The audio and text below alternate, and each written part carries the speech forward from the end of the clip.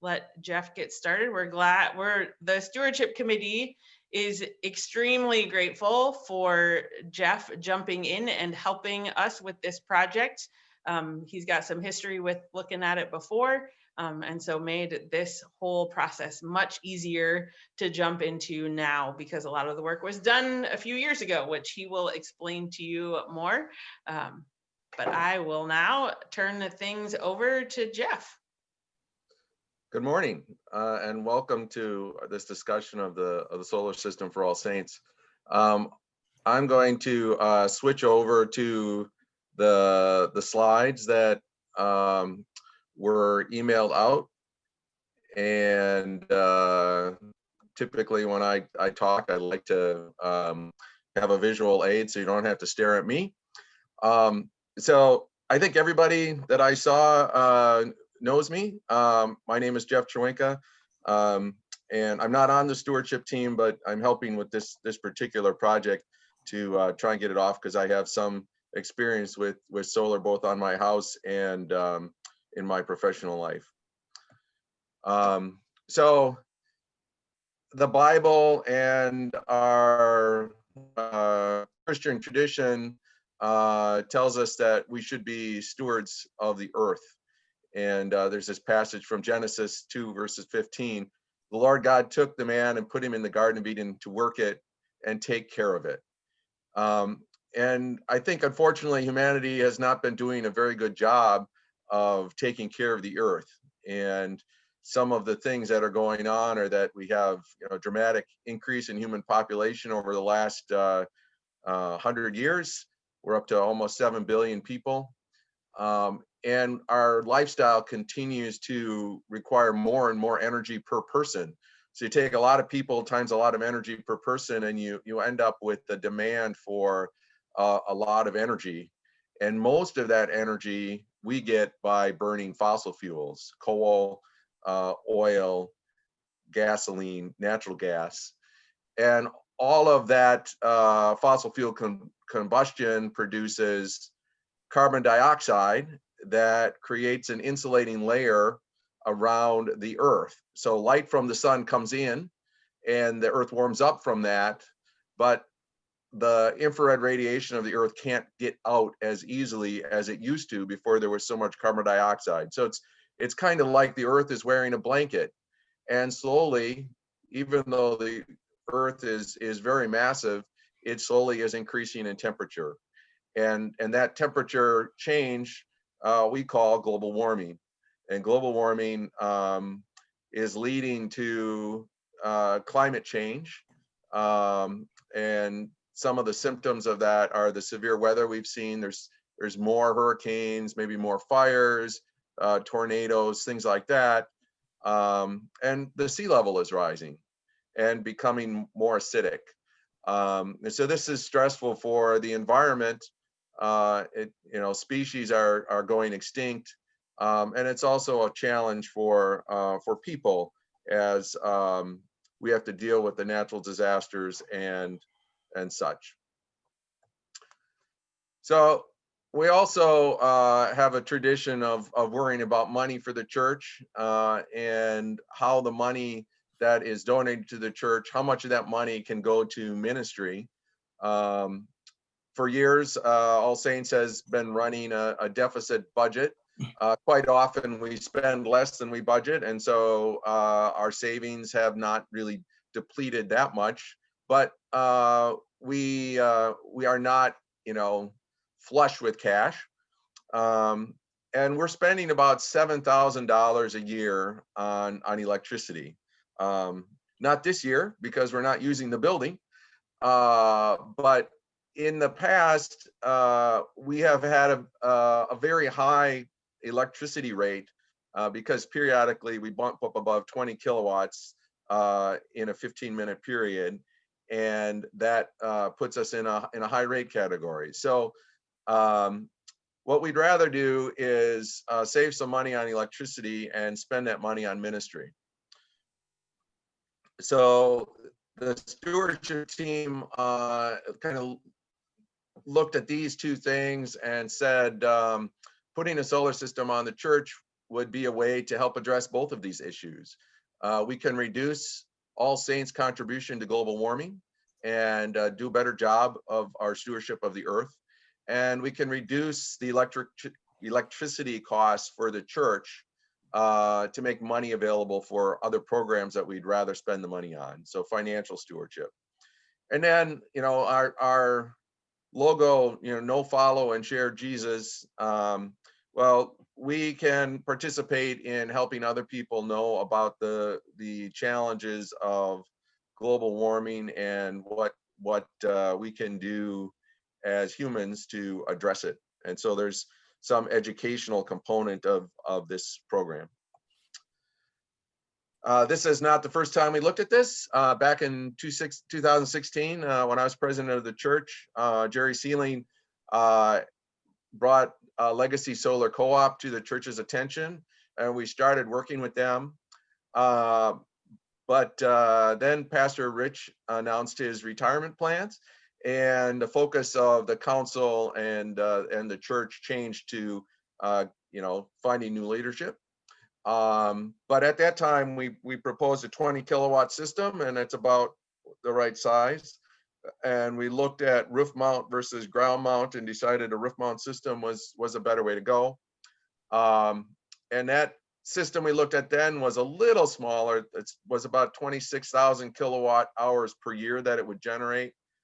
And it was a little more expensive than the system we're looking at now. It's about $50,000.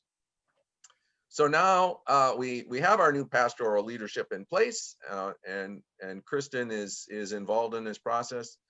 There is a stewardship team, which there was not back then, and they've taken on a leadership role in looking at this.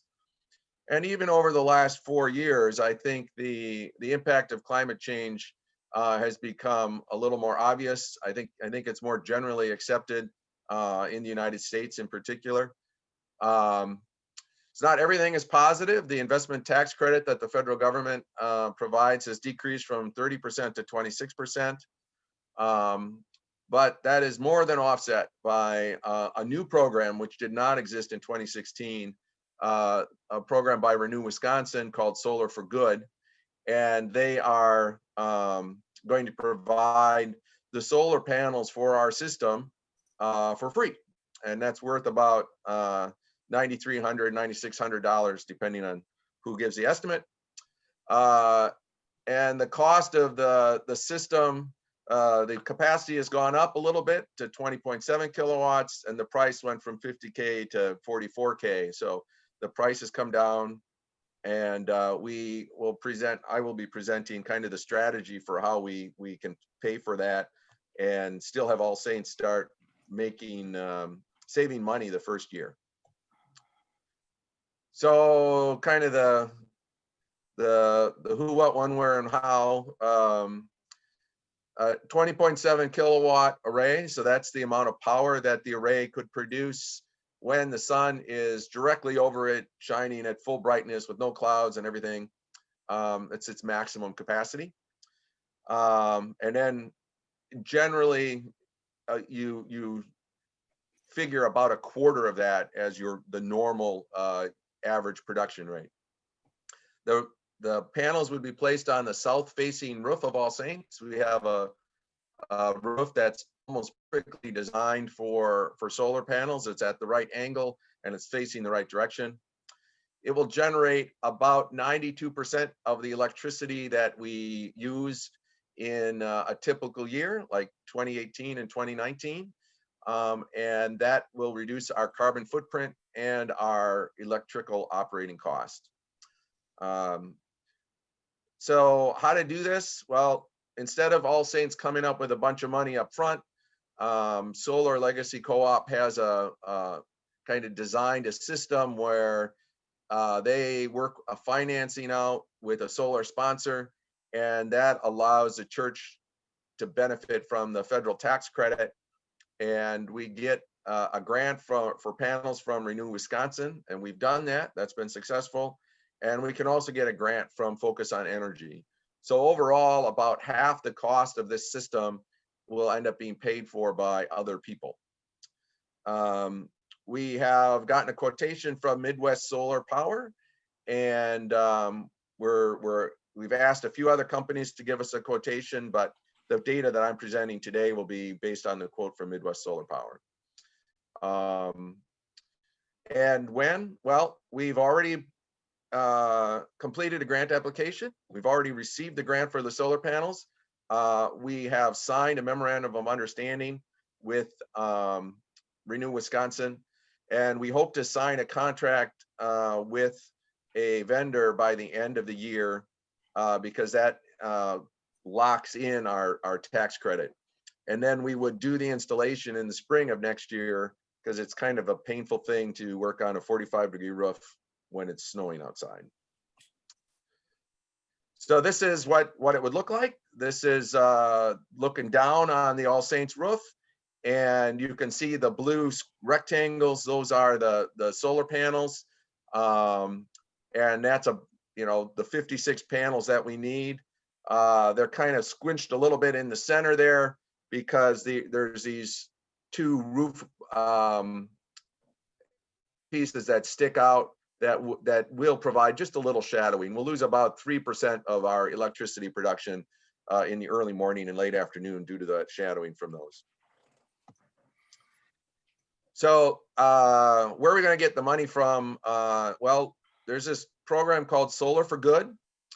It is created by Renew Wisconsin, which is an organization committed to helping get more renewable power in the state of Wisconsin. And they have arranged with another private donor, and they run this program to figure out who gets the money. And so we applied for a grant, and the council approved that application. It was successful. The grant award was announced October 16th, and we'll get 56 solar panels. And so Renew Wisconsin estimates that as a value of $9,333, and Midwest Renewable Power subtracted $9,600 from their bid for it. So the value is about that. We have actually signed the memorandum of understanding. So Deanna signed that, and we turned it into Renew Wisconsin. And essentially, there's very little commitment. It just says that we will tell them the progress that we're making on this project. And if we don't make progress in 12 months, then they have the right to take the panels back. And that we will do some documentation and education associated with this project. So the other organization, there's a thing called Focus on Energy. It's a state program. They extract a small amount of money from the utilities, which basically comes off of your electricity and gas bills.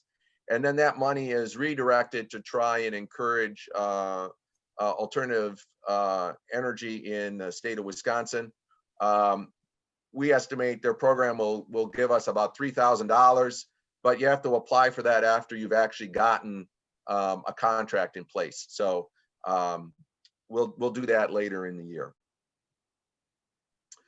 This is what the technical details of our panels.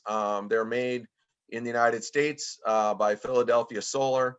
They're 370 watt panels, and 56 of them fits pretty nicely on the roof.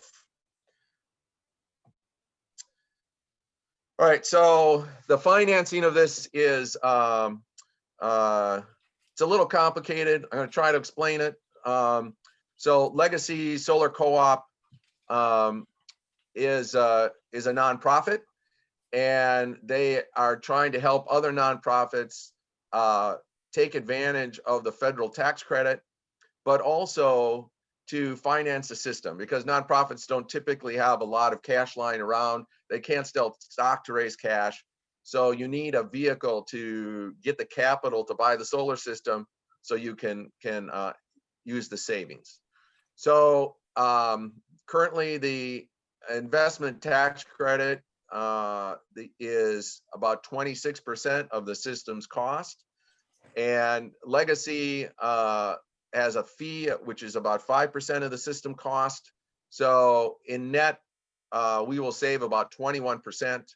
And for our system, I estimate that is a savings of about $6,885.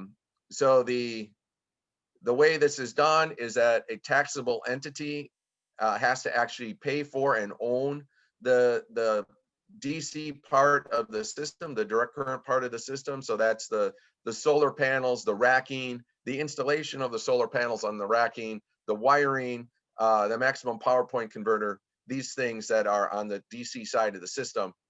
And they will own that equipment for 6 years. Essentially, the federal government says in order to be able to take advantage of the tax credit, you need to own the system for 5.5 years, so 6 years. And that entity is called the solar sponsor. So the solar sponsor will provide the money that buys the DC portion of the system, and then over time, All Saints will pay the solar sponsor back for that upfront money. So they get All Saints generates the money to pay that by having lower electricity bills. And because if you sell electricity in the state of Wisconsin, you're considered a utility, and that puts you under a lot of regulations. The solar sponsor doesn't actually sell electricity to All Saints. They sell the benefits of clean power.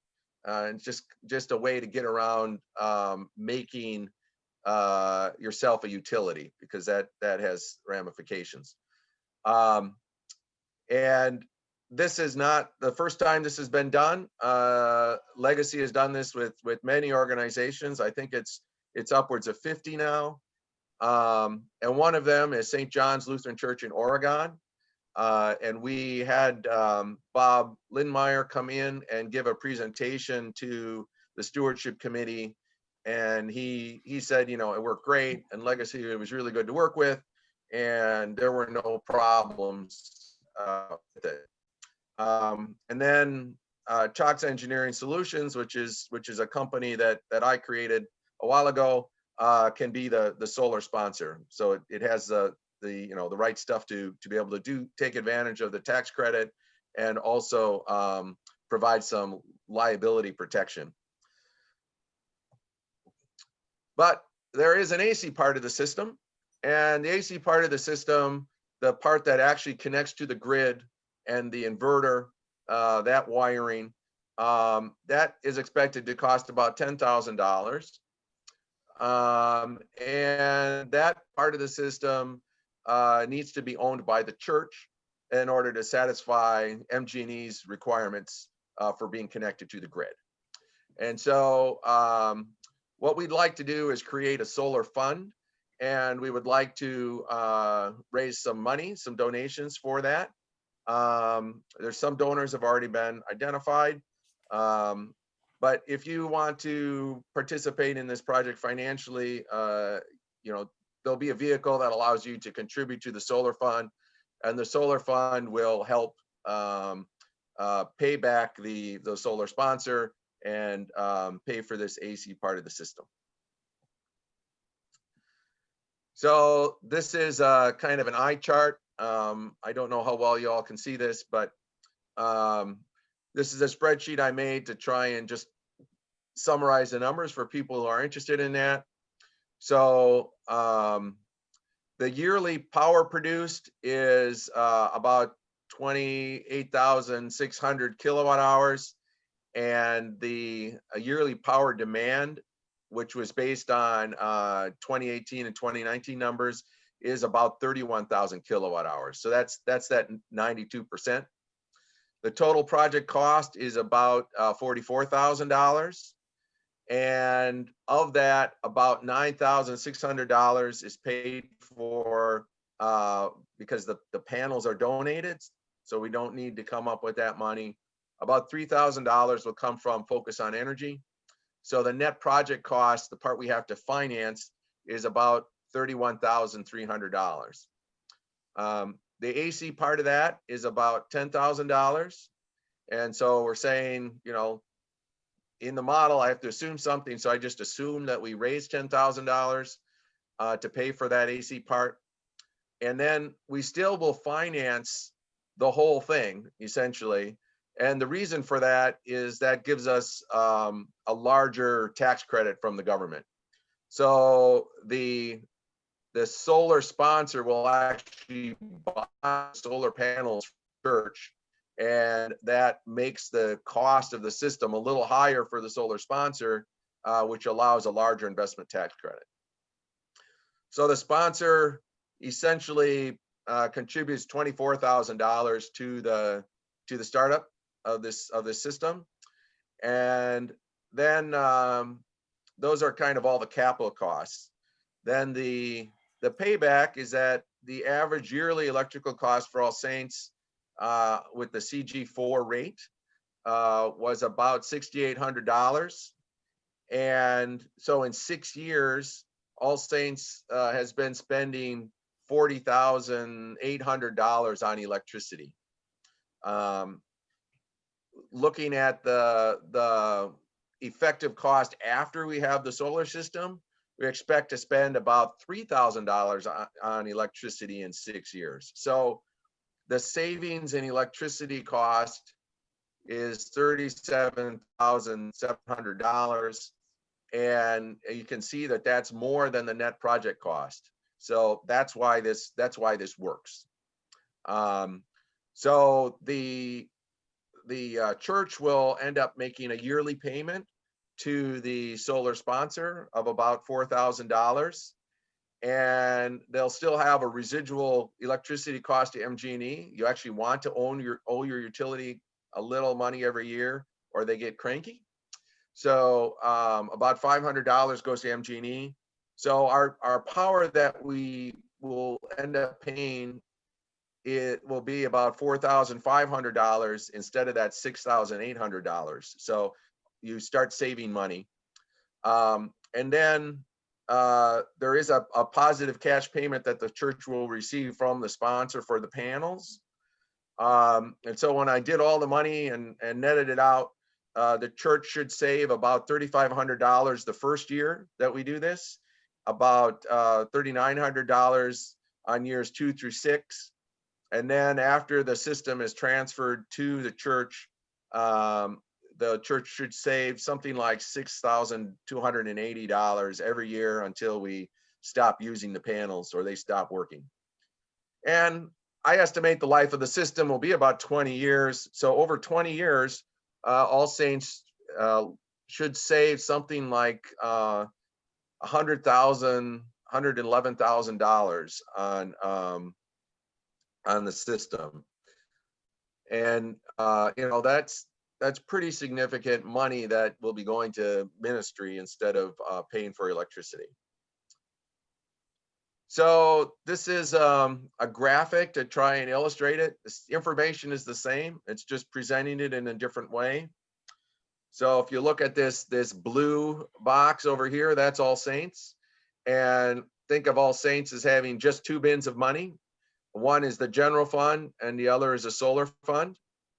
So the general fund is what pays for everything, and it receives the money in and pays money out.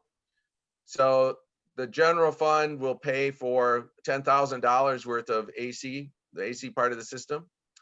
It will receive almost that same amount of money from the solar sponsor for the purchase of the solar panels. It will make 6 payments in 6 years to MG&E for about $517 a year. And then it will transfer money to the solar fund. So the solar fund ends up having the right amount of money in it. And that is about $2,300 a year. So over 6 years, it's about $14,000 that comes out of the general fund to the solar fund.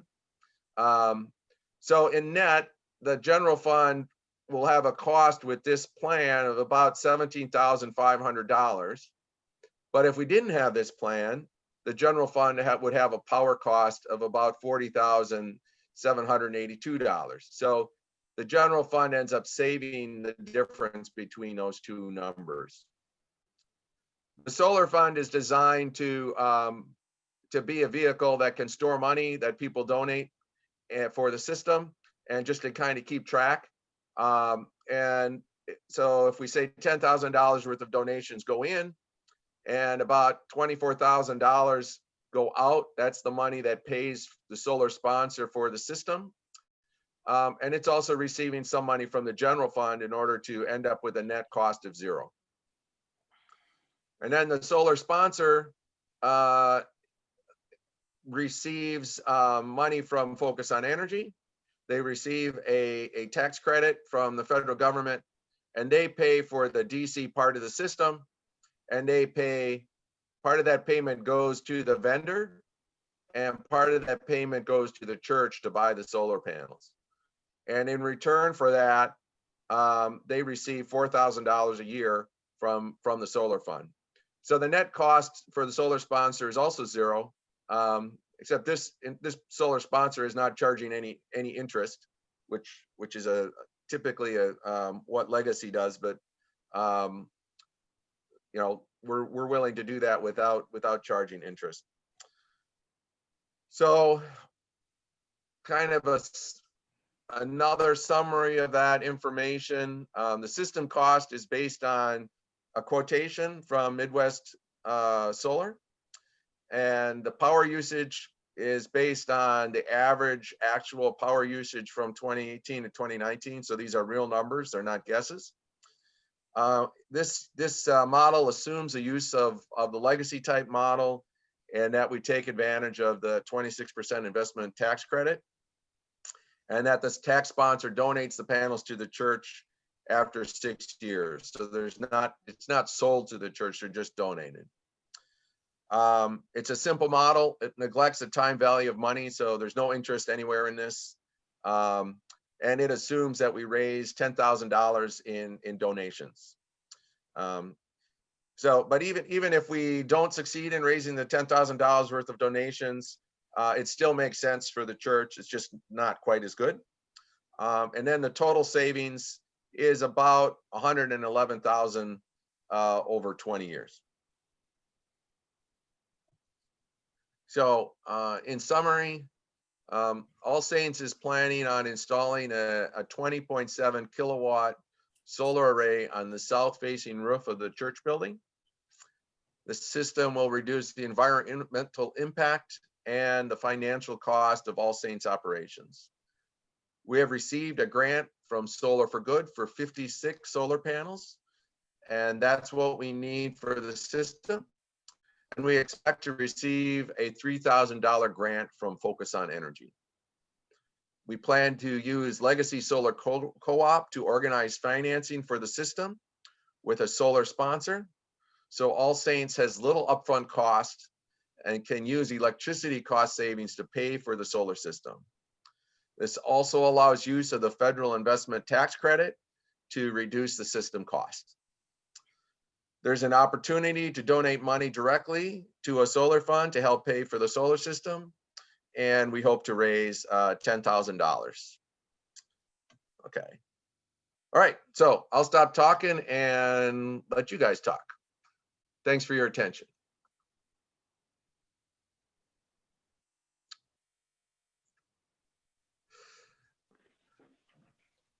Were there questions? Any questions? Alan, go ahead. Yes, Yeah. I have Oh. a large number of questions. Of which, well, first I want to thank you for all the hard work in doing this. It's nice you have a nice presentation.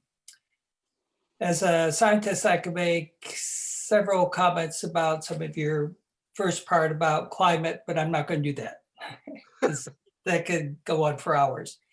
So I want to be more technical, so I really understand the finances and what's going on. And so the first thing is I want to know how old the roof shingles are, because if they're pretty old already and you put a system on, you would have to take the system off to redo the shingles. So that's the first question. You could They're about 8 years old. Okay, So are those 20 years? So that's still, that's not too bad if they're 20 Yeah, years. and the other thing is that certainly on my roof, the shingles at 45 degrees underneath my panels are not really aging very quickly. Mhm. And that the solar panels actually, I think, extend the life of the shingles that are underneath them. So we believe the shingles are 25-year Okay. shingles. So I think it's reasonable to just roof over them. And I haven't had a specific conversation with the roofing company. I just haven't gotten to it, but Steve Tim is in contact with them, and we will discuss this with them. Okay. The second question I have is during the summer, a lot of sunny days, good solar angle. So you're going to generate a lot of electricity. During the winter, not so much. During the summer, if you generate more electricity than you need, do you get money from MG&E for extra electricity, or do you not get anything on that part? So generally, MG&E does net metering, but if you end up on a yearly basis not being a net producer, then that works. If you end up tipping over and being a net producer over a 12-month average, then you end up having to they lower the rate at which they pay you. But our plan is not to do that. We should end up still being a net consumer. So even in a month where we produce more than we consume, essentially they give us the same rate that they charge us. But that being said, we do not actually have a renewable energy contract with MG&E, and we have talked to them. Julian is the person who I've been talking to, and she just had a baby. So I gotta find out who our new contact is at MG&E. But that's the expectation, is that it will be, when we produce more than we buy, they'll pay us the same rate as we pay, as long as we don't, over a 12-month period, become a net producer. Okay, that's good. The next question, is there a warranty on the panels? I know the average, and you're using US built panels, which is good. So if a panel goes out, we'll say in 10 years or 15 years, is there any warranty period? Or is it just when they go out, you have to purchase another one? I do not know the answer to that question. That's a good question. I'll have to talk to Philadelphia Solar and find out. Sam at Renew might know, but I have not looked at that. That's a good question. Okay. I can tell you that for my panels, they're now 19 years old, and I have replaced 2 panels due to damage, just physical damage of the panels, and Kyocera replaced them under warranty, even though the warranty had expired. So I don't know I'm not really familiar with Philadelphia Solar. I haven't worked with them, but that's a good question to follow up with them. Okay. My last question for now, I know I'll have more, I could just talk to you individually. But when a panel is no longer useful, it has to be put somewhere. And from my understanding, solar panels, the way they're built, it's very difficult to recycle them. And since they contain a lot of heavy metals, which are very toxic, it's not the best thing to just put them in a dump site, because they could contaminate everything. So is there a plan to what to do with them? Do you have to pay someone to process it in some way or not? Whether it's 15 years or 20 or 25 years, whenever everything's done with? Yeah, that's a good question.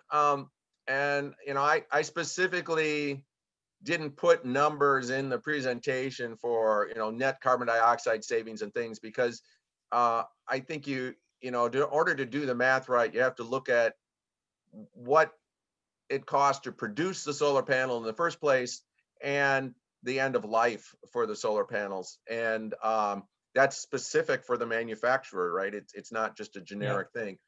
So I haven't looked into that stuff yet. What I can tell you is that there are now, within the last 5 years, there are companies that are in the business of reducing the environmental end of life impact of solar panels. They actually are starting to take panels and recycle them, and the silicon is reused. And I agree that there historically has been quite a bit of heavy metals in panels, but now a lot of the electrical junctions are done with silver rather than with lead, and the heavy metal content is much better. So I have not, I didn't pick Philadelphia Solar; those panels were given to us. I have not looked at their their construction.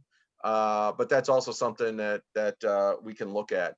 But the end of life thing, I think in 15 or 20 years, I think it's very likely that the end of life will be different than what it is today, because the solar industry is taking this issue quite seriously, and there are people who are already recycling things, and I expect that will get significantly better in 15 years. Okay. That's all I have for right now. Sure, great. Good questions, thank you. I have some concerns. I believe you said that our savings over 20 years is $111,000. Who's talking? Denny. Denny. Oh, okay. Yes, I did say that. So we're looking at $5,000 a year.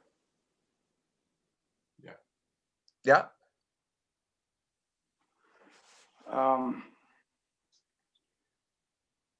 To me, I think this is the wrong time with this virus going around, unemployment being high, and expecting to get $10,000 in donations.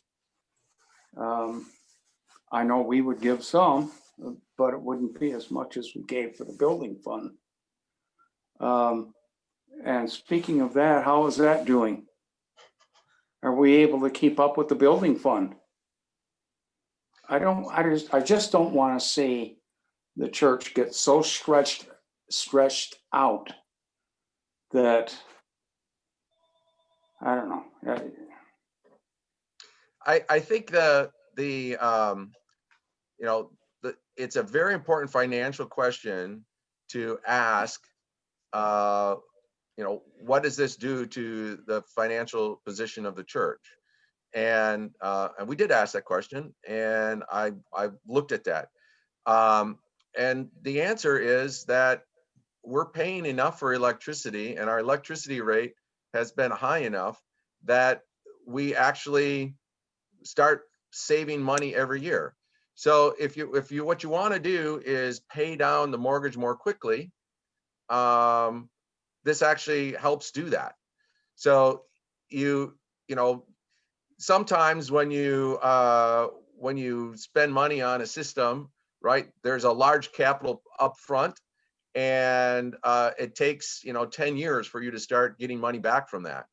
And that would not have been surprising to me, but it turns out that our electricity cost and our electricity usage is high enough, and we have enough other people helping us pay for this system that's not the case.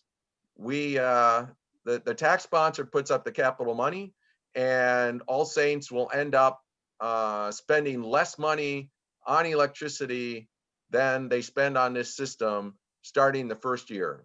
And the difference in that money could be used to help pay down the building more quickly, or to reduce, other costs in the budget.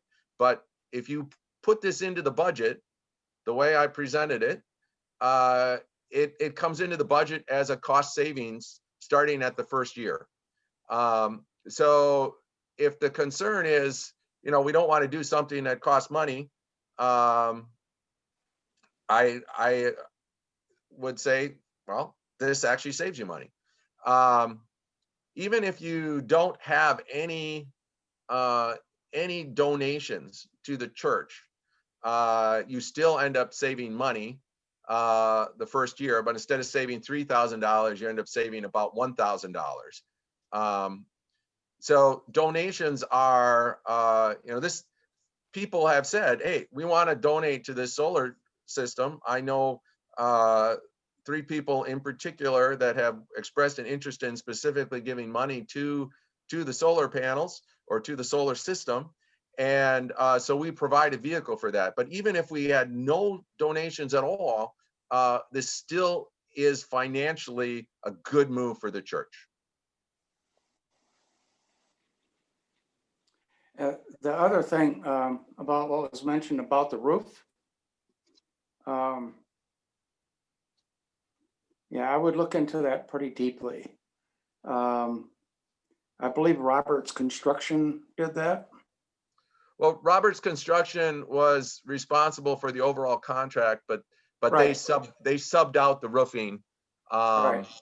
And we're in contact with the company that actually did the roofing, and I can't remember, their name is just gone Ace. at the moment. Ace. Yeah. Right. Ace Roofing, and they actually have been out recently to do some repairs, and so they've been up on the roof in the last couple of months, and were able to tell us from that they feel like we still have lots of good years left in our roof. So that was a question that was raised by someone, and so we did look into it, and we probably do have some more work to do to look into that a little more closely, but it is something that from all of the reports we have so far sound like we would be in good shape to install the panels without having to do the roof first. And that, like Jeff said, with the fact that the panels might extend the life of the shingles underneath the panels, we should be in good shape.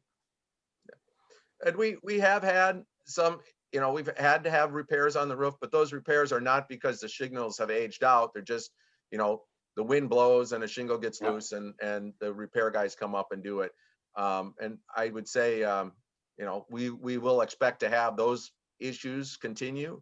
But as far as, the actual waterproofing layer aging and, becoming unusable, it looks pretty good. We're fortunate that it is that new. Deanna? So Jeff, I just wanted to help clarify some of the financial stuff. I know that when we had our church council meeting, one of the really good questions that came up was, what is the church's cost, or what is the amount of money that the church needs to outlay at the beginning of this project? Are there fees involved? What is the actual money coming out of our general fund to help fund this? Yeah, so there's a timing question of the cash flows. The church will need to pay the solar contractor, the solar vendor, for the AC part of the system, and that check will have to be written by the church. I expect that the panels will be received from Renew Wisconsin before that, and the solar sponsor will be able to pay the church before that, so that the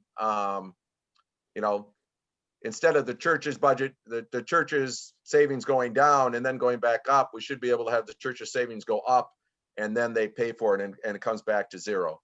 But that's basically the payment that the church has to make, is that AC portion. Then as the system comes live, the electricity cost should be synced with the payments to the sponsor, so that essentially on a yearly basis, the same amount of money that we would have paid for MG&E is saved, and some of that money is sent to the solar sponsor. A very small amount gets sent to MG&E, and then a little bit of savings shows up on our books. So I don't think there's any time where the church savings actually decreases in order to pay for this. There might be a month, in timing messed up or something, and that might not be exactly true, but in general, that's the case. Thanks, Jeff. Carrie. Thanks for the presentation, Jeff. Couple questions, comments, and related to the roof, because it's things that I've thought about, because we haven't put solar on our house yet because of the roof issue. One, and this might help others in thinking about it, is do we have an estimate from the roofing company? Let's say the roof had to be replaced in 10 years. What is the cost of removing the panels, redoing the roof, and reinstalling? It's certainly not $111,000. It's not going to eat up all of our savings. That many panels, I don't know, maybe it would be an extra $5,000 or $10,000 on a roofing project. It's hard to say, but that would be one thing to think about. And the other thing I'm wondering, and this is related to whether the panel company has a warranty. My guess is if they do, it would be on defective product. So does our insurance cover if there's hail damage and it's really bad and it takes it out? I'm assuming it would cover it like it would cover replacing a roof if there was major storm damage. Yeah, that's exactly right. So it's on our list. We haven't gotten a number yet, but we're investigating with our insurance company what additional insurance costs would be in order to cover the solar system. And so that additional cost is not in the financial model. I suspect it'll be, another $10 a year or $50 a year or something like that. But the prudent thing, of course, is to make sure that our insurance company knows about those panels and that they're included in their insurance. In the case of my own system, we were, thought that we might file a claim for hail damage for two of our panels. It turns out Kyocera replaced them, so we didn't, but our panels are covered under our home insurance, and that's just, was not an additional rider. It just was covered, included in our normal policy. So we're investigating with Church Mutual what the case will be for us. And as Alan asked, I think it's a good question to ask what is covered by Philadelphia Solar for panel replacement, and and how much the panels cost. Right? So, but they are, they look like they might be fragile, but it turns out they are quite substantial. You can really count on them. And my panels are 20 years old, and the new ones are better. So I kind of doubt that we're going to have problems with them, but that we'll try and find out what the warranty implications are. We could ask the roofing company what it would cost to re-roof with solar panels in place. But thinking about that process, if I were to do that process, I would probably ask Midwest Solar to come out and uninstall the panels, and then have the roofing company do their work, and then have Midwest Solar reinstall the panels. So I think I might ask Midwest how much it would cost to uninstall and reinstall the panels, because I wouldn't trust the roofers to do it. True. And Midwest hasn't, they're on the hook. They want our business, so they will be responsive to that question, I think. I'm not trying to blow this whole project out of proportion and say that there's an obscene amount of money still out there, But one thing to keep in mind is that these panels are probably warranted for 20 or 25 years. They don't stop working at that 20 or 25 year mark. So Jeff's forecast kind of stops at that point because it's reasonable for kind of our immediate purposes. But I think this project and the financial impact it has both on the church and the community could be more than what is being stated. I think that's certainly true. My panels are, they're old, and they still produce 80% of the power that they produced when they were brand new, which is, okay, it's a decrease, but newer panels actually decrease less with time, and I would expect them to last longer. There have been significant improvements in the last 20 years. And, I'm not taking them off my roof because they still, they're already paid for and they still reduce my electricity costs. So it's very likely the savings continue. Yeah. Jeff, one more question from me. You were good enough to break down a lot of these grant sources, but you didn't actually tell us how we found those groups. Would you be willing to share that? And if there are opportunities for interested members of the congregation to go out and do more research about potential additional opportunities? Well, I go to the Midwest Renewable Energy Fair every year. I am a member of Renew Wisconsin, and I, have a personal connection to the solar industry. So I learned about these things by interfacing with other people, and the new Renew Wisconsin thing in particular, I learned about because I contribute to their organization and I read their newsletter. But it wasn't actually until the the stewardship committee raised it as a possible project that I dug into it. The All Saints probably is not taking advantage of every possible program that there is. St. John's had another program listed on their in the people that helped contribute to the and I've got to follow up with Bob Lindmeyer about that and see if we would also be eligible. The Focus on Energy program is something everybody who uses electricity should go to the Focus on Energy website and look at it from time to time. You can get money for thermostats, for water heaters, for light bulbs, for insulating your house, for putting solar panels on your house. Basically, anything that you think is going to reduce your net electricity usage in some way, you should check, and you might be able to get a rebate. If you buy a Nest thermostat, I think you get $100 from Focus if you fill in the paperwork and do it. And there are other organizations that do this sort of thing. So Jeff, could I jump in? When we Yeah. started this conversation with the stewardship committee, I called and interviewed a number of the organizations that work with Solar for Good. And that includes Temple Beth Israel here in Madison. And they've been incredibly helpful. Same thing as St. John's. They worked with Legacy and had really, really good experiences. They also raised the possibility of another possible funder. We haven't pursued that because we wanted to get more of a sense of whether or not we were going to pursue this as a congregation before we got too far ahead of ourselves.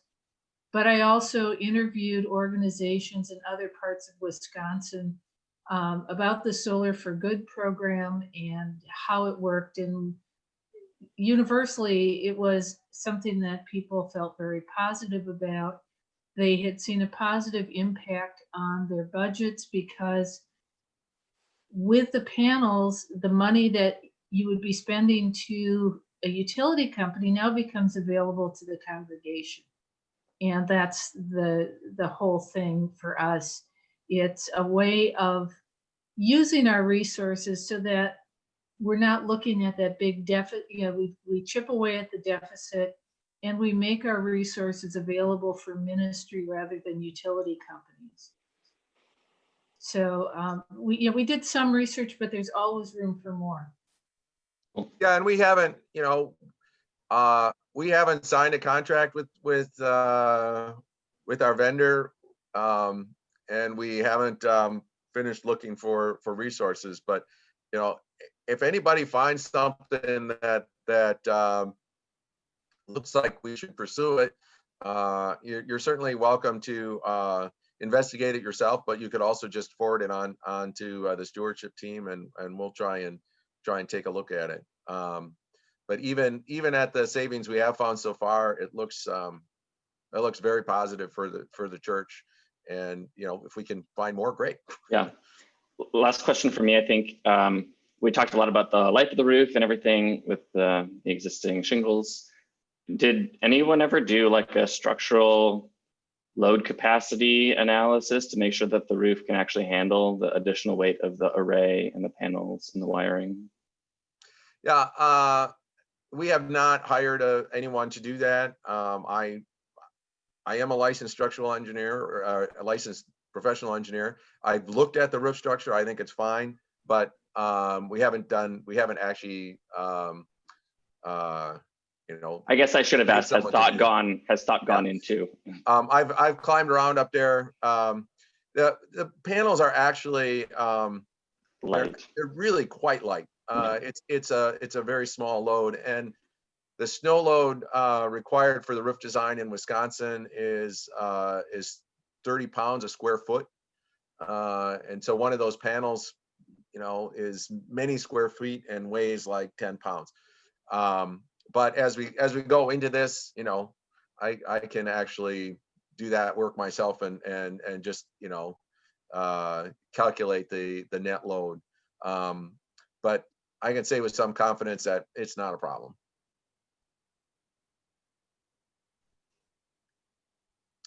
Carrie. I have one other question.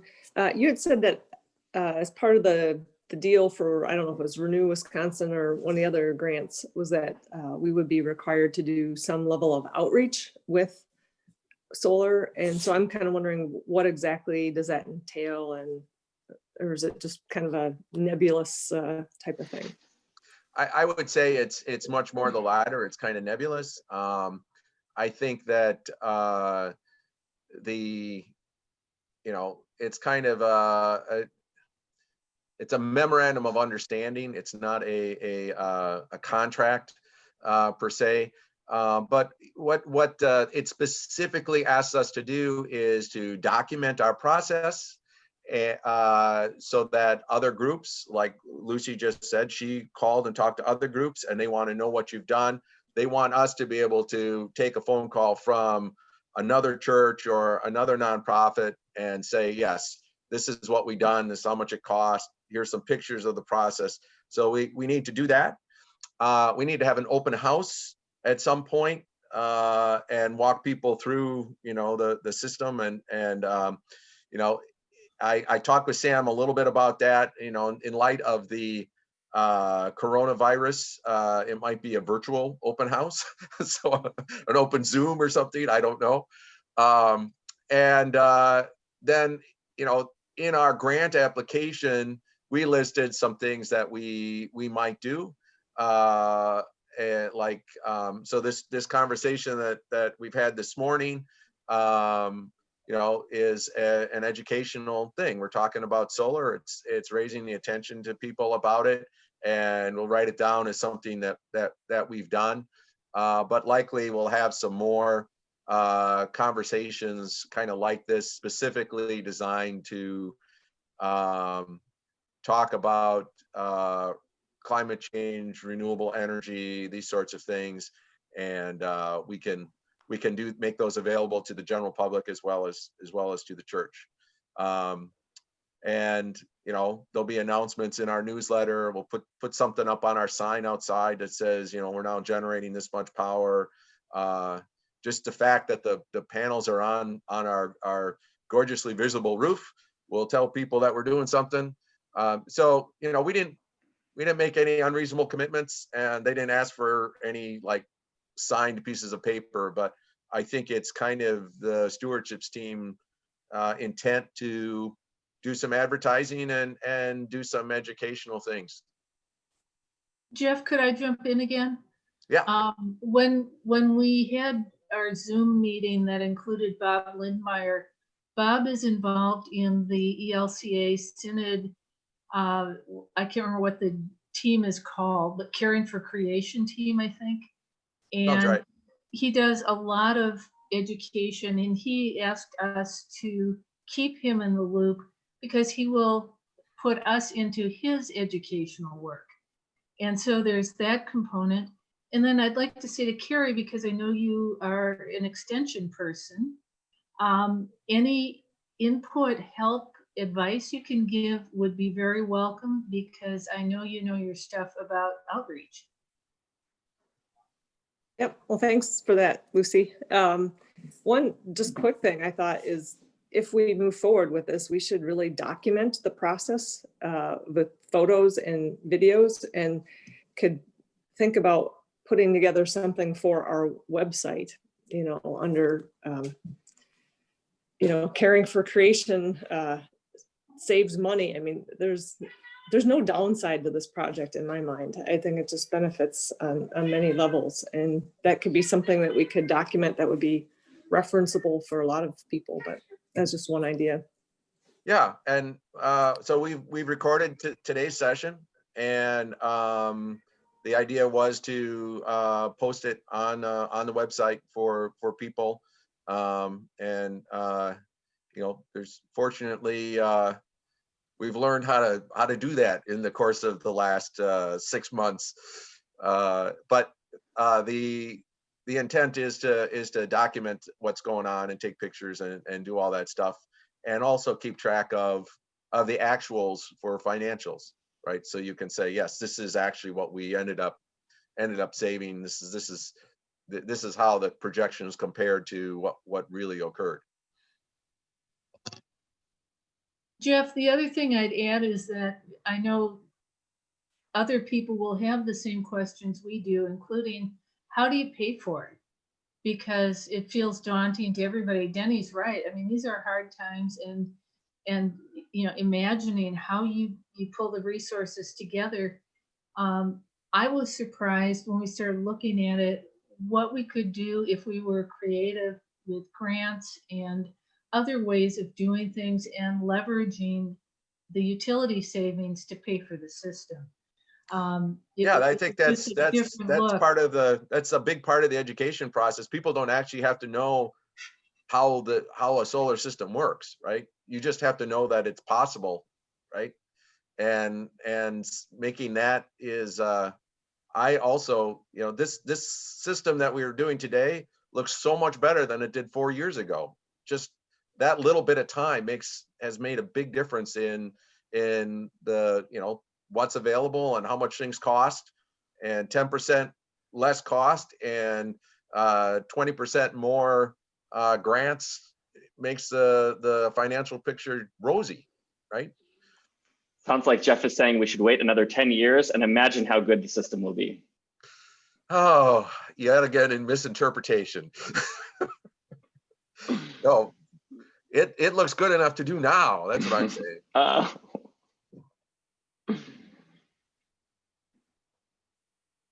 I have a question, Jeff. And first I want to say many thanks to you and the stewardship team for doing this incredible amount of homework to filter it way down for people like me. I am understanding everything you're saying, and I really appreciate how you're explaining it. Just thank you. Fantastic. As the savings are coming in, is there anything that we would need to look forward to portion out some of the savings for future, you know, we will have this cost in 10 years for replacing 10% of the panels. that we can start funding that as well? So that is available? Is there a vision of that or need for that? Probably would be wise to have a line in the budget that is maintenance, for solar panels, just like we have maintenance for other things. I've been involved in the messy business of trying to figure out our budget and our yearly plan financially. And honestly, that would be prudent, but we don't do it actually that way for the furnace or for the water heater or for we budget snow removal. We don't budget asphalt repair.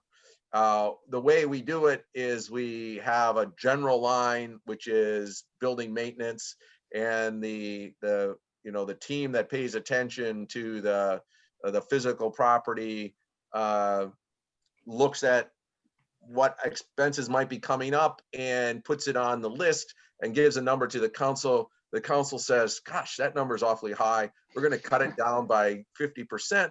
And then they put it in the budget. So I think it's unlikely that we will do something unique for the solar panels. I think that way of doing business is just kind of, we really are focused on trying to spend money on salaries and ministry. And when stuff comes up and we have to pay for it for maintenance, we grudgingly do it. And I think that's a reasonable way for a church to do business. But the property team should probably take a look at, and we can help them with that, what might be a reasonable number to put in their yearly estimates. On my system, I have replaced one piece of electronics in 20 years, and that was $600. I also replaced the batteries, which is an expected thing, but the system that All Saints will have not have batteries. We will not have backup power if the grid does not provide power. Our solar system will just stop working. That is kind of the way the economics suggest you do it these days. But 20 years ago, it was different. So I wouldn't expect there to be significant costs between, in the next 10 years, but we can try and, give the property team an estimate. Well, and Jen is probably asking because she's the chair of the property team that needs to be working on a budget. There you go. I actually do have one more quick question, then I'll give it back to Karen. Just quickly, if something would go completely haywire with the sprinkler system and that, and say we can overhaul that completely, will that be completely separate from this? Can that be done and not affect the panels and that? Maybe that's outside of the scope of this meeting. We can discuss that offline, but just wondering if that could be worked on and not affect any of that. So The panels, the racking, the wiring is all independent and above what would be the sprinkler system. The inverters will likely be in the electrical room at the end of that hallway, which is also the same room where the compressor is and the water supply system for the sprinkler system. I would not expect that the installation would require them to shut down the solar panels, but it could. I mean, if there was a possibility that you were going to leak water onto the high voltage system, you would probably want to shut it off. But it'd be like you're going to shut it off for a day or something while you do that part of the installation. They're pretty independent, separate systems. They do share the same room. Jeff just answered my question, which was what sort of interior structures and adjustments are necessary, and where would they be put? Thank you. We have not done, there will be electrical stay clears for the inverters, and I have not looked at the layout space of that utility room. But I believe there is adequate space in there to install this without problems. But likely we're going to have to move the garbage cans. There's not just garbage cans. There's other things you're gonna have to move. Yeah, right. But so there's enough wall space, but the panels will require a 3-foot area in front of them as a stay clear. And you know, actually our existing electrical panels violate that, and we should probably clean up that utility room. Yee. Has anybody gone up into the attic to check the interior structure of the roof? I have been in the attic and yeah, Lately? I mean, within the last 3 years. better I've not done it this year, but yeah. Go up and look again just to make sure. I can guarantee you that when Jim was alive, he was up there a lot, and if there was a problem, he would have noticed it. So he's been gone 2 years. So as of 2018, we had pretty good, he would have called it to somebody's attention if he saw a problem. Yeah. And we would if we had a water problem in the roof, we would have other indications besides actually having to go up and physically look at it. But I've been up there specifically to look at the fire system, the fire sprinkler system, and wandered around quite extensively. You know, it's a relatively new building. It's in pretty good Just shape. to make sure we've got all our bases covered. Yep.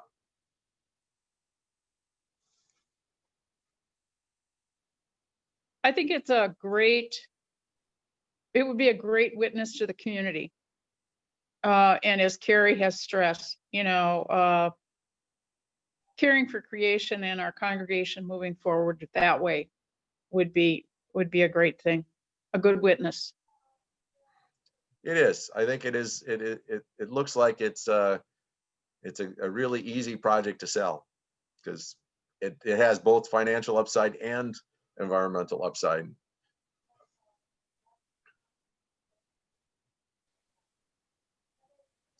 All right, I think we've kind of wound down.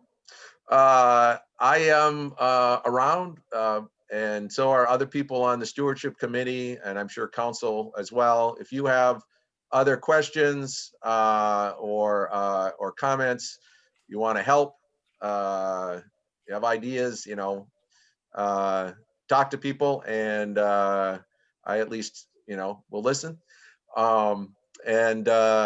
Thank you for your attention. I think this is an exciting thing for the church, and it's good to see that so many people are interested. So have a good day. Thank you, Jeff. Thanks everybody for being here and for all of your great questions, and we will see you later. Thank you. Have a good day.